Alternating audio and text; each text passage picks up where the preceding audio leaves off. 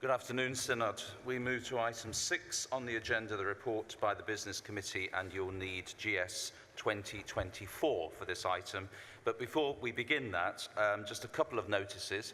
I've been asked to remind you that if on your mobile device or whatever electronic bleeping machine that you've got, can you please ensure that it's turned to silent, because not all of them are at the moment. And the Synod team apologise for the glitch that's happened with those voting cards that we've all collected, and they need to have them all back, please, so that during the night, while we're sleeping, they can be reprogrammed. So when you leave, could you put your voting card into one of the boxes that the members of staff will have down in the entrance to this hall? Thank you very much indeed for that. As you can feel, we're under pressure of time, and so we'll be looking for a short debate on the report of the Business Committee, if that's at all possible. And of course, I'm in your hands as far as that's concerned, so that we can get to the following item. So I invite Canon Sue Booys, Chair of the Business Committee, to speak to her report and then to move that the Synod take note of the report. So you've got up to 10 minutes, but I've been praying for a long time that you're going to speak for less.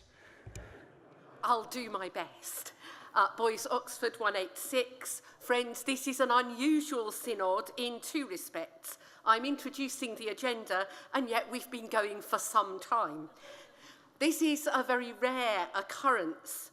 The last emergency debate was in February 2012, responding to recent violence in Nigeria, a subject of equal seriousness. And I think, though I may be challenged, but in the bar later, please, that there has not been another in my 15 years here. And this reflects the level of our concern. The scheduling of debates on current and important issues has been something that's concerned Synod members for some time. And whilst this particular power is one to be used sparingly, we'll continue to explore ways of opening up the agenda to matters of public importance. This synod, which has opened unusually, will also end in a way that is an equally significant departure from the norm, but this time one that has been anticipated and planned for some time. Synod will be prorogued on Saturday evening, allowing us to participate in a specially designed version of the shared conversations, following on from those that have taken place in the diocese. So from Sunday afternoon, the shared conversations design team will lead the work that we do together, which happens outside our standing orders. And that accounts for the fact that we will be prorogued on Saturday evening. Business Committee has worked with David Porter and the team to create clear space in which we can listen and attend to one another so that we may grow in understanding together. I should say now that we did not fully appreciate the preference of the design team for Synod members to be participants for the whole period of conversations. And I apologise for inconvenience and disappointment though this has caused to those with other important commitments who have to leave early. So, this is a short group of sessions, but I dare hope that you will find it perfectly formed, containing as it does a range of business that reflects the work we are called to do together. I hope that later in the agenda we will be debating the report called for by Synod on nurturing and discerning senior leaders. And on Saturday, we have the opportunity to review in debate the work of renewal and reform and our vision for education. Legislative business forms a large part of our work tomorrow, and we will need our commitment and our concentration to move through this with pace and proper dispatch. Many of you will have read and heard annual reports in your own parishes, and in July we do this kind of thing in Synod.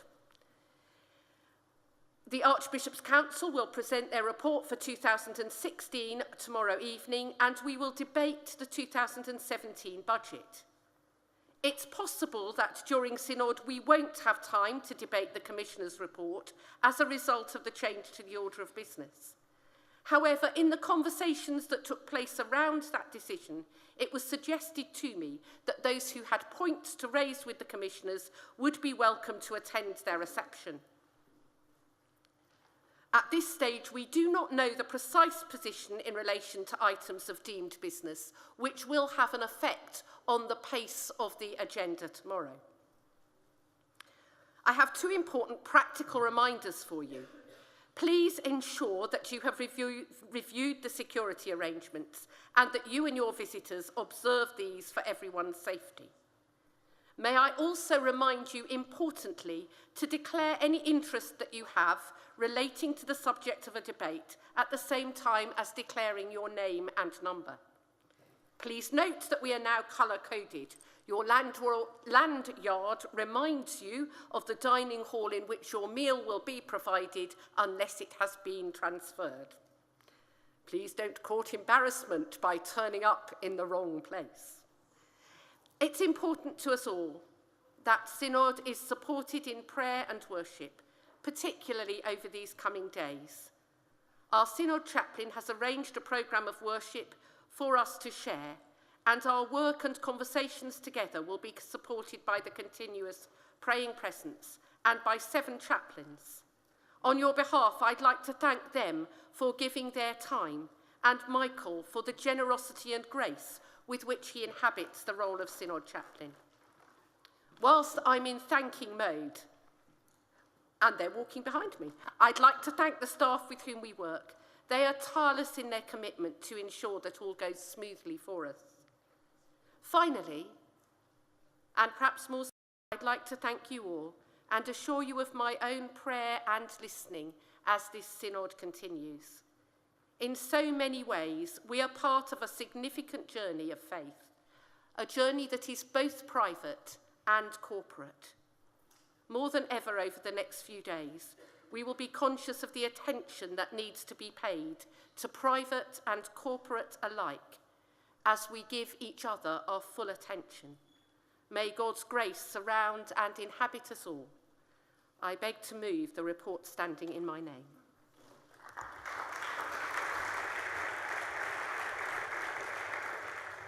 The report now stands open for debate. Those who wish to speak, please indicate by standing, and I'm going to impose a 2-minute speech limit from this point. Christine Corton.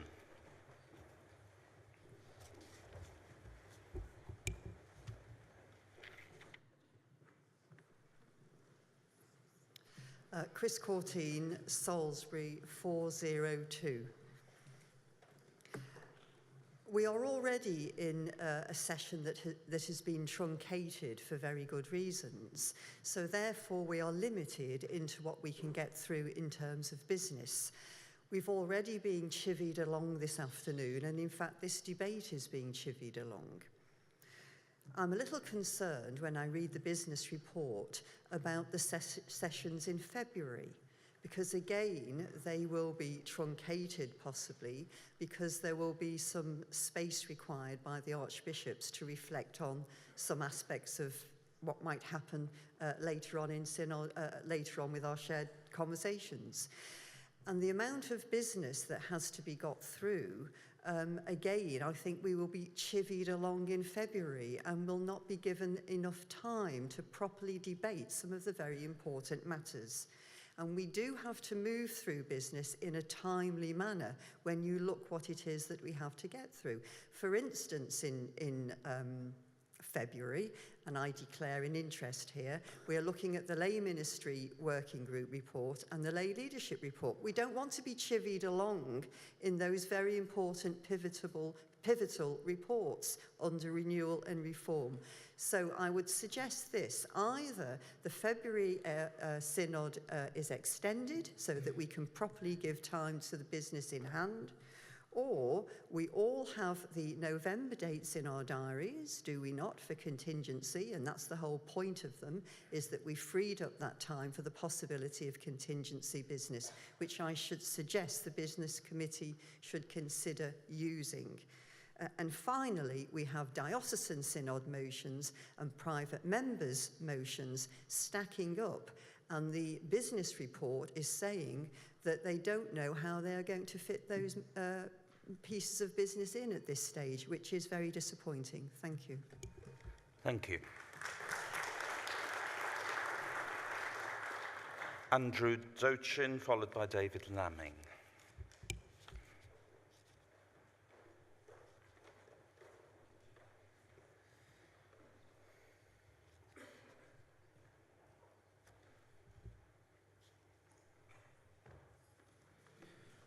Andrew Dochin, 208 St Edmundsbury in Ipswich. Thank you, Chair. Three very short points. One is to do with the Blackburn Diocesan motion on transgender, welcoming people who are transgendered. It will be a very long time before that finally gets to the floor of the Synod, an even longer time since Blackburn Diocese debated it. I was just wondering, without wanting to give the House of Bishops business beyond what they already have, whether they might welcome a suggestion that they offer a welcome to people who find themselves in that situation before we debate it on the Synod floor, so that when we finally do, it would be welcomed with acclaim. Secondly, the amending canon number 36 deals with two private members' motions, which I don't think, certainly myself, I'm agreeing with both of them. So I'm just wondering, when we come to debate that canon, if we could present both halves separately and vote separately on each private member's motion. And then finally, and we've alluded to already, we mentioned shared conversations in February, but it's not in the list of future business for the February sessions. Thank you. Thank you. I was just wondering, after the next speaker, whether there's anybody friendly enough to propose a motion of closure, but I will look for that then. David Lamming, followed by Gavin Oldham. David Lamming, also St Edmundsbury in Ipswich, 399. Last November, the Archbishop of York promised a report on the Crown Nominations Commission in 2016.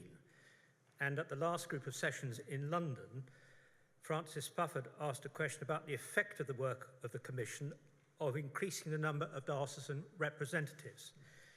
2 weeks ago, we received the report GS MISC 1147. That report at paragraph 13 indicates that a theological review of the work of the CNC is to be commissioned to be presented for discussion in 2018. Meanwhile, Oxford Diocese have put down a motion inviting the archbishops to initiate a review into the role of the CNC, including consideration of alternative methods of appointment of diocesan bishops. I note that the motion is included in Annex 2 to the Business Committee's report in the forecast of General Synod business in February 2017. Regardless, however, of whether that motion is debated then, will the Business Committee please ensure that there is an opportunity for Synod members to debate the report GS MISC 1147 in February and to allocate sufficient time for a proper debate into the various issues it raises? And on that latter point, has the Business Committee taken into account the disquiet voiced after the last group of sessions in February about certain debates being cut short while several members still wish to speak?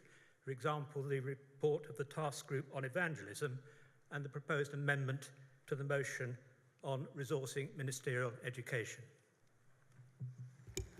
Thank you.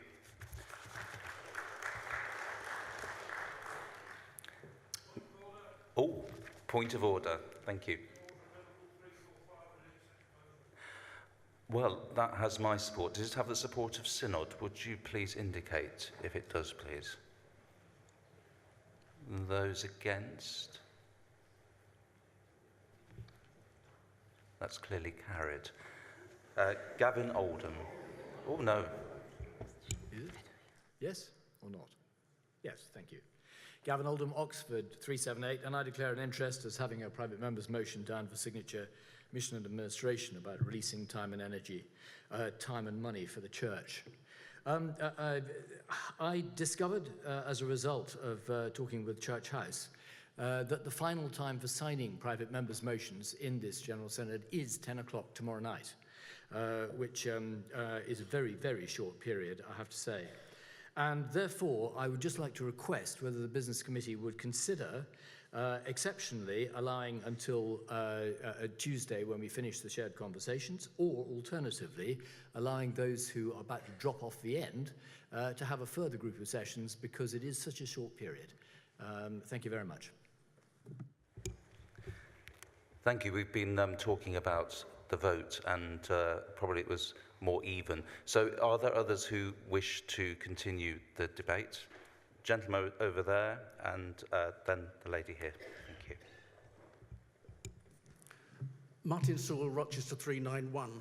Already today we've been talking about how good it is to share and to have good conversation and good disagreement in connection with sexuality, in connection with Europe, in connection with the worldwide church. There is but one area where that is not welcomed in the church at the present time, and I have to tell you that that is in connection with the serial mishandling of historic sexual abuse cases in the church. That is a no-go area. We have asked if we could have a statement from the bishops explaining what is happening in connection with the review that has been announced in connection with the Bishop Bell matter. The Bell matter is Exhibit A for me. I don't really know what's happening there, but I do care passionately to get our processes right. The situation at present is that the church has told us they will not speak about it today. They will not make a statement until this synod has gone home. Sue, if they relent, will you please ensure that we get 15 minutes so that we can do this? I finish with one remark. It's a quotation or an adaptation from Brendan Behan. The situation is really so dire that it cannot be made worse by a bishop's cover-up. Thank you. The lady here, Mrs. Williams.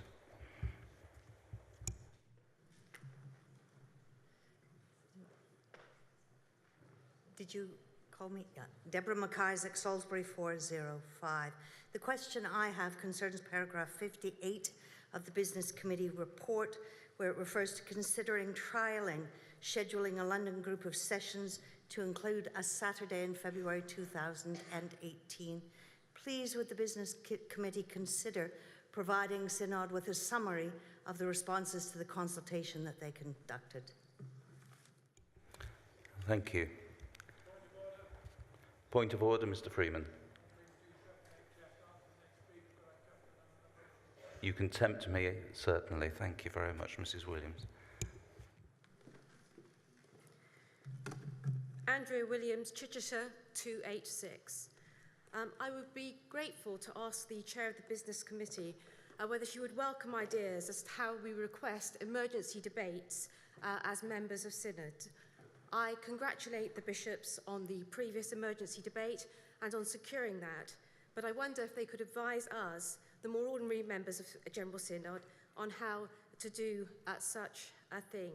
4 years ago, as the government sought to redefine God's creational ordering of marriage, I twice sought an emergency debate on the issue, and my requests were refused. So given that it's an unusual thing to do, but when matters of extraordinary import that affect the nation are being changed at critical moments, and this happens certainly year by year in the current political climate, it would be good if the Chairman could help us to know how we might be able to raise the issues that affect our nation at this time. Point of order, Mr. Freeman.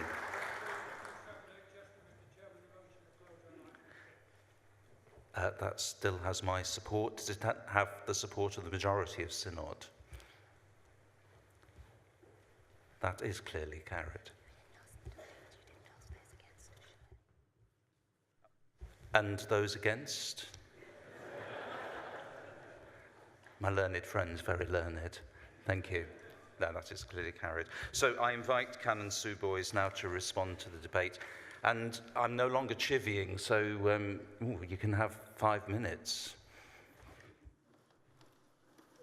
How generous. You couldn't raise it to 10, 15? No, maybe not. Thank you very much indeed for your thoughtful and considered responses to my report. Chris Courtine, Yes, you might have felt chivied. Actually, I've had some really interesting conversations with new curates recently about pace and chivying and the difference between something that goes on for a long time and something that feels as if it's just right. That was after I'd attended a Eucharist that lasted an hour and 50 minutes, and I really wanted to speed them up. We do try to get a really good balance between getting a good number of people to speak, but probably not everyone who stands, and to get the right amount of time. And sometimes it works better than others. There will always be people, I suspect, who are disappointed in what we might call the big debates. In terms of the time that's set aside in front of us, Business Committee will meet in September, and we have currently, and I hope you have, because I do, 5 days set aside in our diaries in February, and we will use all those 5 days if we need them. I have said that we don't plan, unless something really urgent comes up, to use our November dates, and I'm still keen to stick to that. But clearly, those of you who are here in the last quinquennium will know that when something urgent comes up, we do use November dates. Whilst I'm talking about that, I'll respond to Deborah McIsaac about the possibility of flagging up the possibility of using a Saturday morning in February 2018. Can I refer you to the Business Committee report last February, which had a short summary of the results of the poll? I didn't have it in front of me. If I'm wrong about that, you're very welcome to come back to me outside of the floor of Synod. They're there and you're very welcome to see them. There's no magic about it. Andrew Dochin, into prophecy. It will be a very long time before this motion comes to Synod. At the moment, it is in the forecast of business. I have some advice for you. You can't vote separately by splitting the canons, but you can make suggestions to the revision committee that the part that you wish not to see there could be dropped. And if you want to take that action, I'm sorry, I'm looking for you and I can't see you. So your route for that is through the revision committee. And I'm sure that the legal department would be happy to help you with advice. David Lamming, I'm aware that there's a lot of interest in the CNC. My goodness, I would be, wouldn't I? And it's so nice that we are going to have a Bishop of Oxford among us later in this group of sessions. I hear your request to have a proper debate, and I think one of the things that the Business Committee will need to do is listen to all the different parties and to work out, as is our role, how best to order the business so that we get a debate that has everything needful before us, or a series of debates. I think I've already covered in my reply to Mrs. Courtine the point about lots of people wanting to speak. The panel of chairs does a great job for us, but they can't possibly call everyone who wants to speak.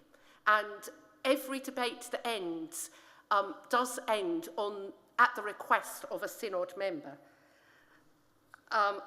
Mr. Oldham, I'm getting the light.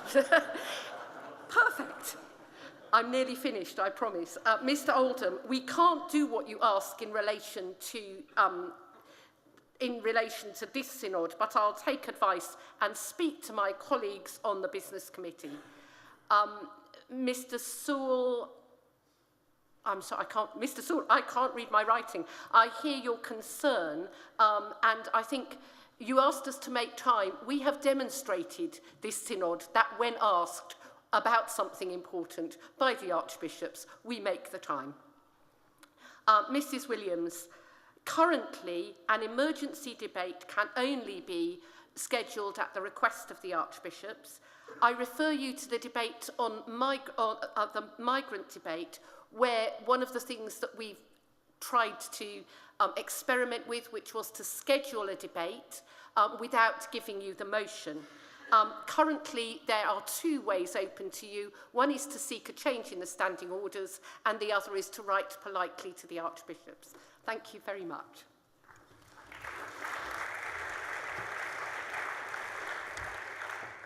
Thank you. I now invite Synod to vote on this item 6, that the Synod do take note of this report.